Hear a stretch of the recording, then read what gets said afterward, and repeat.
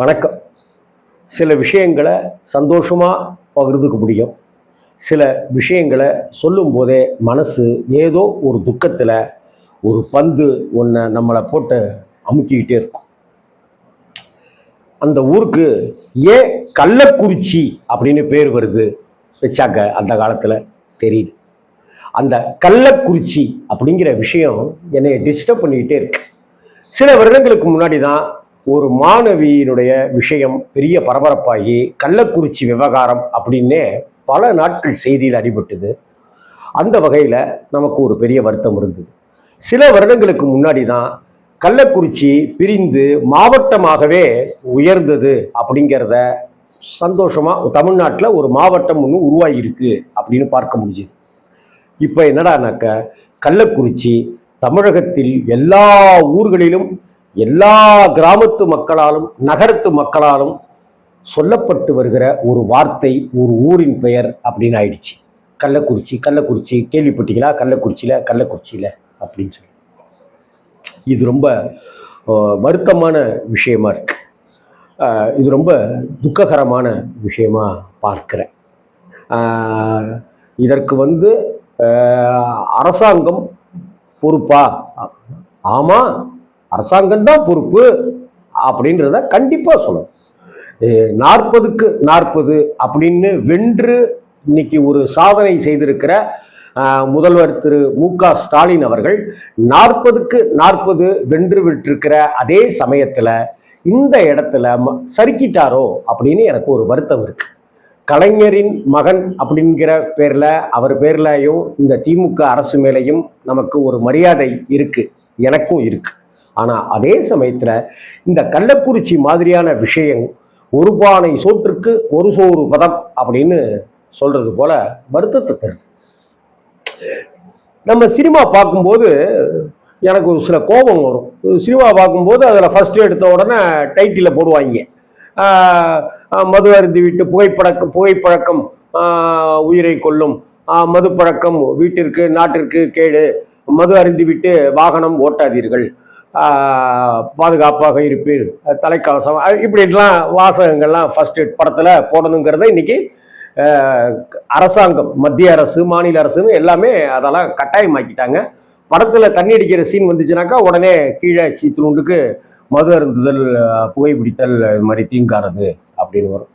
ஏன் டாஸ்மாகில் விற்கிற கடையிலேருந்து அந்த சரக்கு பாட்டிலேயே கூட, மளிகை கடையிலேருந்து வாங்குற சிகரெட் டப்பாவில் கூட சிகரெட் இன்ஜூரியஸ் டு ஹெல்த் அப்படி இப்படின்ட்டுலாம் வரந்துட்டு தான் இருக்கு.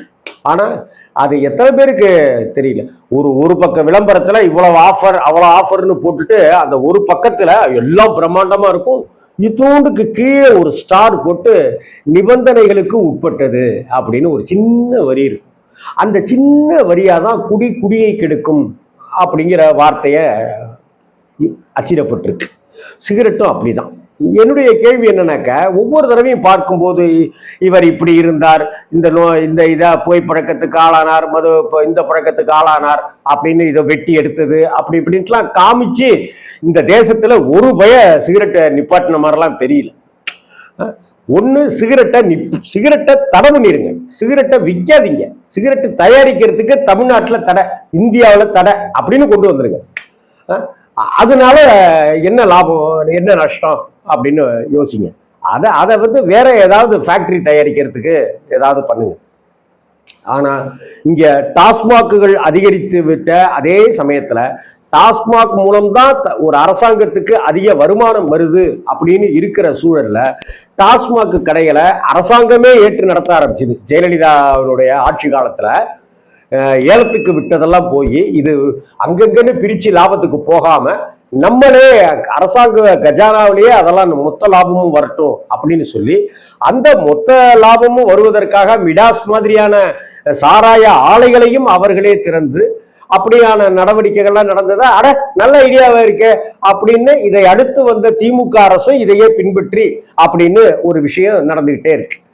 புதுச்சேரி மாதிரியான யூனியன் பிரதேசங்கள்ல மது விற்பனை நடந்துகிட்டு இருக்கு அப்படிங்கிறதும், மற்ற இந்தியாவில் பல மாநிலங்கள்லையும் இதை தொடர்ந்துட்டு தானே இருக்கு அப்படிங்கிறதையும், இதெல்லாம் சப்பை கட்டுகளாகவோ அல்லது ஆறுதலுக்காகவோ சொல்லக்கூடாது. ஏன் ஓம் புள்ள ஒழுங்கா அப்படின்லாம் கேட்குறோம்ல. ஏதாவது ஒண்ணுனாக்க என் பையனை குத்தம் சொல்ற, உன் பையன் ஒழுங்காயா, அவனு தான் வாரத்துக்கு 3 நாள் அடிக்கிறான். என் பையனாவது வாரத்துக்கு 3 நாள் தண்ணி அடிக்கிறான்யா, உன் புள்ள டெய்லியில தண்ணி அடிச்சுட்டு வந்து கத்துறான் அப்படின்ற மாதிரிலாம் இருக்கிறதுக்கு இதுக்கு ரெண்டுத்துக்கும் என்ன வித்தியாசம்னு எனக்கு தெரியல. சில பேர் இன்னும் ரொம்ப பெருமையா சொல்லுவாங்க, எங்க வீட்டுக்காரருங்க தண்ணி அடிப்பாரு, ஆனா யாருக்கும் தண்ணி அடிக்கிறது தெரியாதுங்க. அவர் பாட்டுக்கு பொத்துனா போல தண்ணி அடிச்சுட்டு பூ மாதிரி வந்து அவர் பாட்டுக்கு சாப்பிட்டு நிம்மதியா படுத்துருவாருங்க. இதுல என்ன பெருமை? இன்னைக்கு கல்யாணத்துக்கு மாப்பிள்ளை பார்க்கும்போது கூட பையனுக்கு தண்ணி அடிக்கிற பழக்கம் இருக்காருன்னா கேட்கறதே இல்லை. ஏன் இப்பெல்லாம் வந்து வீக்லி ஒன்ஸ் அது மாதிரி அடிப்பார். அவருக்கு ஸ்ட்ரெஸ் அப்படி, அதனால தண்ணி அடிக்கிறாரு. அவருக்கு வந்து அப்பக்கப்ப ஹைதராபாத்ல மீட்டிங், அங்க மீட்டிங், எம்டி கூட மீட்டிங், அப்படி இப்படிலாம் இருக்கும். மீட்டிங் அது மாதிரியான பார்ட்டி அப்படின்னு கலந்துக்கும் போது இதை தவிர்க்க முடியாது அப்படின்னு தண்ணி அடிக்கிறதுக்கு 1000 காரணங்களை நம்ம சொல்லிக்கிட்டே இருக்கிறோம். டாஸ்மாக் கடையை திறந்துட்டு டாஸ்மாக் கடையை மூடிவிட்டால் பழக்கத்துக்கு அடிமையானவர்கள் என்ன செய்வார்கள் அப்படின்னு எல்லாம் கேள்வி கேட்கிறோம். ஆனா டாஸ்மாக் கடைகள் இவ்வளவு இருக்கும் போதே ஒரு ஊர்ல கள்ளச்சாராயம் காய்ச்சறது, கள்ளச்சாராயம் நடத்துறது அப்படின்னாக்க இது எந்த வகையில இதை வந்து நம்ம ஏத்துக்கிறதுக்கு சேத்தியில அப்படின்லாம் நம்ம பட்டியல் போட்டுக்கிறதுக்கு ரொம்ப வெக்கக்கேடான விஷயமா இருக்கு.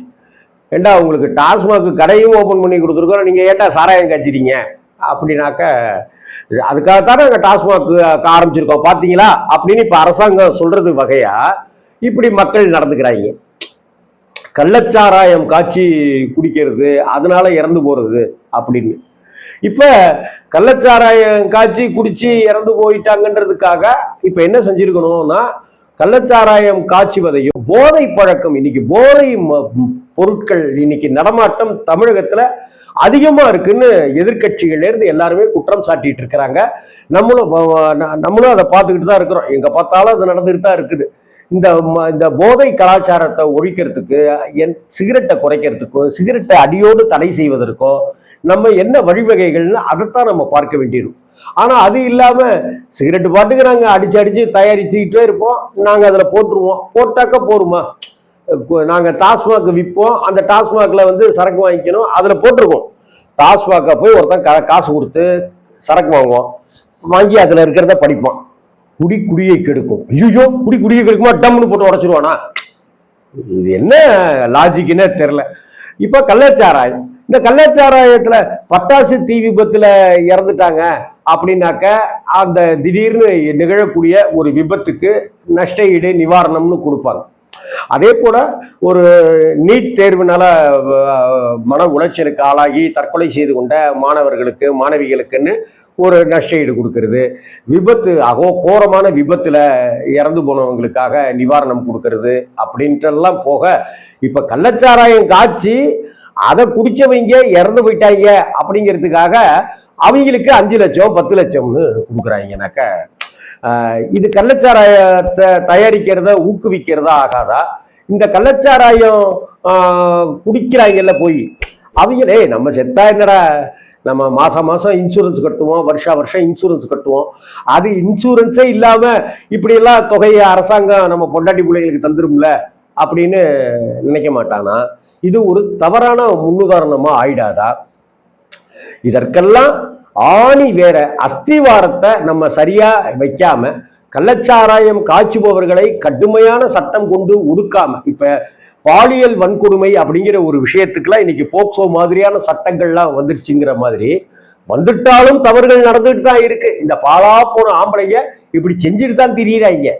ஆனா அதற்கு ஒரு போக்சோ அப்படின்னு ஒரு சட்டம்லாம் கொண்டு வந்திருக்கிறது போல, இந்த கள்ளச்சாராயத்தையும் போதை பொருட்களையும் ரகசியமாக கஞ்சா மாதிரியான விஷயங்களை எல்லாம் இங்க புழக்கத்துல விட்டுருக்கிறதுக்கு யார் பொறுப்பெடுத்துக்குவா?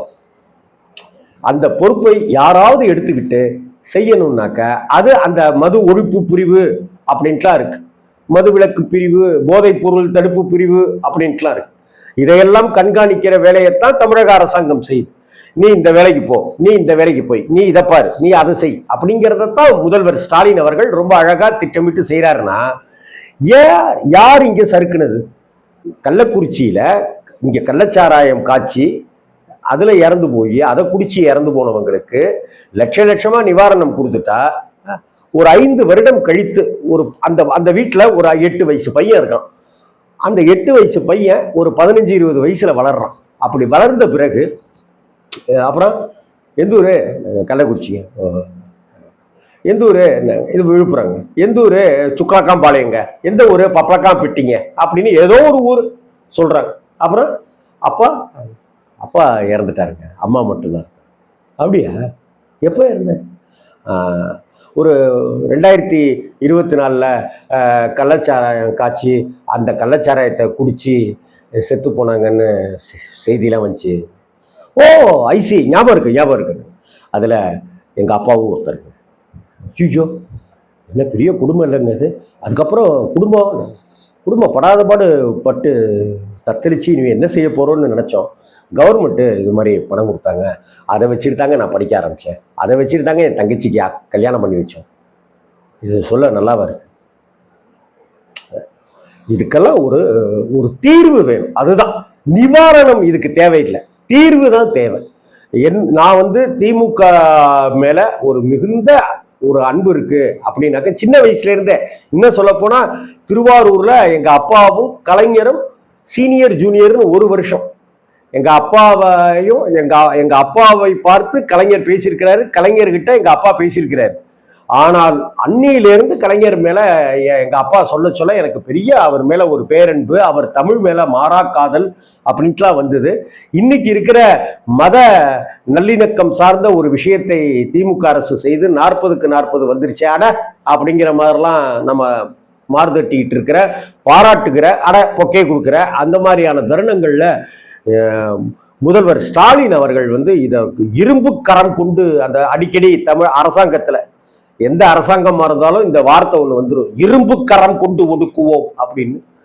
இரும்பு கரம் கொண்டு இந்த கள்ளச்சாராய மற்ற போதை வஸ்துக்கள்லாம் நடமாடிக்கிட்டு இருக்கிறத கொஞ்சம் காலை ஒட்டச்சி அப்படியே புதைச்சி அதுக்கெல்லாம் ஒரு சமாதி கட்டினா நல்லா இருக்கும். சாராயம் காய்ச்சி அதை குடிச்சு செத்து போனவங்களுக்கு சமாதி கட்டுறது முக்கியம் அப்படிங்கிறத விட அந்த சாராயத்தே சமாதி கட்டிட்டா இல்ல, அவங்களுக்கு நமக்கெல்லாம் நீதி போதனைகள் வகுப்புன்னு பள்ளிக்கூடத்துல இருந்துச்சு. இப்பெல்லாம் நீதியும் கிடையாது, போதனைகளும் கிடையாது, போதனைகளை கேட்கிறவனும் கிடையாது. சும்மா சினிமாவில் முதல்ல பார்த்துட்டு இதை போட்டு விட்டாக்க இந்த இந்தியாவில் இருக்கிற அத்தனை பேர்த்தையும் நான் கேட்கிறேன், புகைப்பிடித்தல் உடல் நலத்திற்கு தீங்கானது அப்படின்னு போட்டிருந்துச்சுங்க, நான் சிகரெட் குடிக்கிறத நிப்பாட்டிட்டேங்க. அட்டையில போட்டிருந்தான், நான் நிப்பாட்டிட்டேன். தண்ணி அடிக்கிற பாட்டில போட்டிருந்தான், நான் நிப்பாட்டிட்டேன். கஞ்சா அடிச்சாக்கா அது உடம்புக்கு கெடுதல் அப்படின்னு சொன்னா, நரம்புகளுக்கு கெடுதல்னு நான் நிப்பாட்டிட்டேன். யாராவது சொல்லி நீங்க பாத்துறீங்களா? என் பொண்டாட்டி சத்தம் போட்டாங்க அதனால நான் நிப்பாட்டிட்டேன். மைல்டா ஹார்ட்ல லேசா ஒரு அட்டாக் வர மாதிரி இருந்தது, நான் நிப்பாட்டிட்டேங்க. நான் தண்ணி அடிக்கிறத அப்படியே நிப்பாட்டிட்டேன். முன்னாடிலாம் தண்ணி வீக்லி 3rd டைம் அப்படின்லாம் அடிச்சிருவாங்க.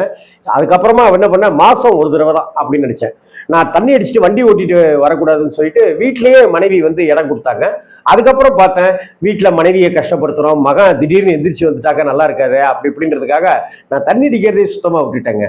இப்படி மனைவியாலேயோ நண்பர்களாலேயோ உறவுகளாலேயோ அப்பாவாலேயோ அம்மாவாலேயோ சிகரெட் அடிக்கிறத நிப்பாட்டினவங்களும் தண்ணி அடிக்கிறவங்களை நிப்பாட்டினவங்களும் போதை மருந்துகள்ல இருந்து விடுபட்டவங்களும் இருக்கிறாங்களே ஒழிய, சிகரெட் டப்பால போட்டிருக்கிற அந்த எச்சரிக்கை வாசகத்தையோ அல்லது குவார்டர் ஆஃப் ஃபுல்லு பாட்டில்கள்ல போட்டிருக்கிற அந்த எச்சரிக்கை வாசகங்களையோ பார்த்துட்டு, இல்ல சினிமாவில் ஃபர்ஸ்ட் எடுத்த உடனே வரக்கூடிய அந்த வாசகங்களை பார்த்துட்டு, அல்லது அங்க சினிமாவில் சிகரெட் குடிக்கிற வில்லனையோ யாரையோ பார்த்துட்டு அந்த இடத்துல போடுற கேப்ஷனை பார்த்துட்டு இந்த நாட்டில் ஒரு வயலும் திருந்துற மாதிரி எனக்கு தெரியல. அதனால இந்த கள்ளச்சாராயம் அப்படிங்கிற ஒரு விஷயத்தை நம்ம மிக கூர்மையான முறையில மிக வேகமாக முன்னெடுத்து இந்த கள்ளச்சாராயத்தை முற்றிலுமாக இந்த அரசாங்கம் ஒழிக்க சமாதி கட்டணும். கள்ளச்சாராயத்துக்கு தான் சமாதி கட்டணும். அதனால தயவு செய்து இந்த கள்ளச்சாராயம் குடிச்சு இறந்து போன அவர்களுக்கு என்னுடைய மனமார்ந்த அஞ்சலிகளை, நான் ஆழ்ந்த அனுதாபங்களை நான் தெரிவிச்சுக்கிறேன் அந்த குடும்பத்தாருக்கு. அதே சமயத்தில் வேணாமே கள்ளச்சாராயம். வணக்கம்.